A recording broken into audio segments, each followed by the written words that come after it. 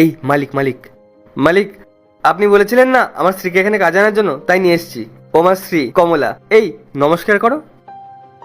নমস্কার সাহেব। নমস্কার মেম সাহেব। মালিক, ও না সব রকম কাজ করতে পারে, আপনি বলুন কি কাজ করতে হবে। তেমন কোনো কাজ নেই, শুধু সকাল সন্ধ্যা আমাদের বাড়িতে কাঁসর ঘন্টা বাজিয়ে পুজো করতে হবে। মালিক, আপনারা শুধু এইটুকু কাজের জন্য ওকে এখানে ডেকেছেন? হ্যাঁ, আরে মনোজ তুমি তো জানোই আমরা সকাল সন্ধে বিজি থাকি, পুজো পাঠ করার টাইমই পাই না, এর জন্যই ওকে ডেকেছি। কি তুমি পারবে তো ঠিক করে সামলে নিতে? মালিক, আপনি কোনো চিন্তা করবেন না, ও ধার্মিক মেয়ে, ও খুব ভালো করে পূজা পাঠ করবে। কি বলো? হ্যাঁ সাহেব, আমি পারবো। তাহলে কাল থেকেই চলে এসো। আরে কাল থেকে কেন আসবে? এই তুমি আজকে স্নান করে এসেছো? হ্যাঁ মেম সাহেব। ঠিক আছে, তাহলে তুমি আজ থেকে পুজো দেওয়া শুরু করে দাও। আর ঠাকুর ঘরে সমস্ত জিনিসপত্র রাখা আছে, তুমি একটু দেখে নিও। ঠিক আছে মেম সাহেব। আচ্ছা, তুমি এখন ঘরে যাও। আর মনোজ, তুমি গাড়ি বের করো, আমরা এখন বেরোবো। ঠিক আছে। যাক, তাহলে আমাদের পুজো দেওয়ার চিন্তাটা মাথা থেকে নামলো।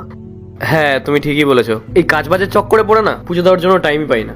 আচ্ছা চলো এখন, নাহলে আবার মিটিংয়ে যাওয়ার জন্য লেট হয়ে যাবে। আর ঠিক এইভাবে পরপর 3 মাস আমি মন দিয়ে মালিকের বাড়িতে ভগবানের পুজো করেছি।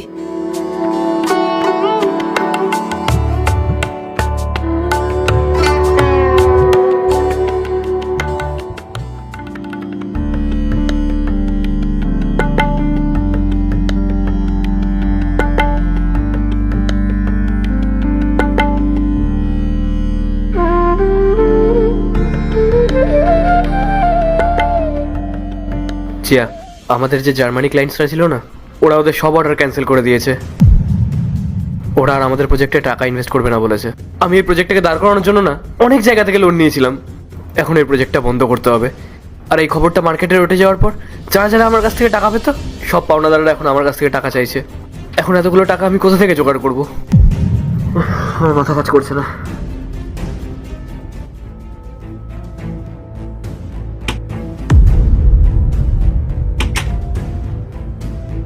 কি হয়েছে রাহুল? লোকজন বারবার টাকার জন্য ফোন করছে, আমার উপর প্রেশার ক্রিয়েট করছে। আমি এই চাপ আর নিতে পারছি না। এখন মনে হচ্ছে এবার আমাকে কিছু একটা বিক্রি করতেই হবে। কি বিক্রি করবে তুমি? এই গাড়ি।